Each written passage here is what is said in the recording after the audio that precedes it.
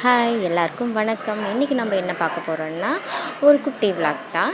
இது எங்கள் வாழை மரத்தில் 2வதாக போட்டிருக்க தாருங்க. இப்போ தான் வளர்ந்துட்டு வந்துட்டுருக்கு. அதுக்கு முன்னாடியே ஒரு தார் போட்டிருக்கு. அது ஓரளவுக்கு திரண்டு வந்திருக்கு. எப்படியோ ஒரு 2 வாரத்தில் அதை வெட்டிடலாம். இந்த இலைங்கள்லாம் பாருங்கள் எப்படி இருக்குது, எல்லாம் குரங்கு பண்ணுற சேட்டை தாங்க. என்ன பண்ணுறதுன்னே புரியலை. பார்ப்போம். இது மருதாணி செடிங்க. நாங்கள் தான் எல்லாமே வெட்டி விட்டுட்டோம். ஏன்னா அது என்னன்னு தெரியல, மஞ்சள் கலரில் ஆயிடுச்சு. மருதாணி இலையெல்லாம் பச்சை கலரில் இருந்தது, என்னன்னே தெரியல. அதனால் வெட்டி விட்டுட்டோம், நல்லா இல்லை அப்படின்னு சொல்லிட்டு.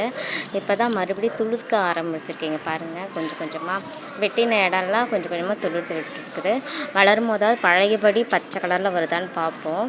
அடுத்து பார்த்திங்கன்னா இது கத்தாழைங்க. இதை வச்சு ஒரு 3 வருஷம் இருக்குங்க. 3 வருஷமாகவே இந்த அளவுக்கு தான் இருக்குது. குட்டியாக அடுத்தடுத்து வருது பக்கத்தில். ஆனால் பெரிய அளவில் வளரல, இந்த அளவுக்கு தான் வருது. பார்ப்போம் பெருசாக அளவில் வருதா அப்படின்ட்டு. அப்புறம் இந்த மாஞ்செடி பாருங்கள், ஐயோ சாமி, இதுக்கு யூரியா போடலாம் அப்படின்ட்டு எட்டு வந்தவங்க நிலத்துலேருந்து. என் பையன் கை நிறைய போட்டு விட்டான். பாவம், இது வதங்கி போயிருச்சு, கஷ்டமாக இருக்குது. இந்த வேப்ப மரம் நான் நிறைய ஷார்ட்ஸில் காட்டியிருப்பேன். ரொம்ப வறண்டு போயிருந்துச்சு. இப்போ பரவாயில்ல, கொஞ்சம் துளிர் விட்டு நல்லாவே பசுமையாக இருக்குது. அடுத்து மொட்டை மாடிக்கு போயாச்சுங்க. இங்கே பாருங்கள், எங்கள் பக்கத்து வீட்டில் எலுமிச்சை செடி வச்சுருக்காங்க. ஆனால் எங்கள் அம்மா எலுமிச்சை செடியே வைக்கக்கூடாதுன்னு சொல்கிறாங்க. அது ஏன்னு தெரியல. வைக்கலாமா கூடாதான்ட்டு யாருக்காவது தெரிஞ்சால் சொல்லுங்கள்.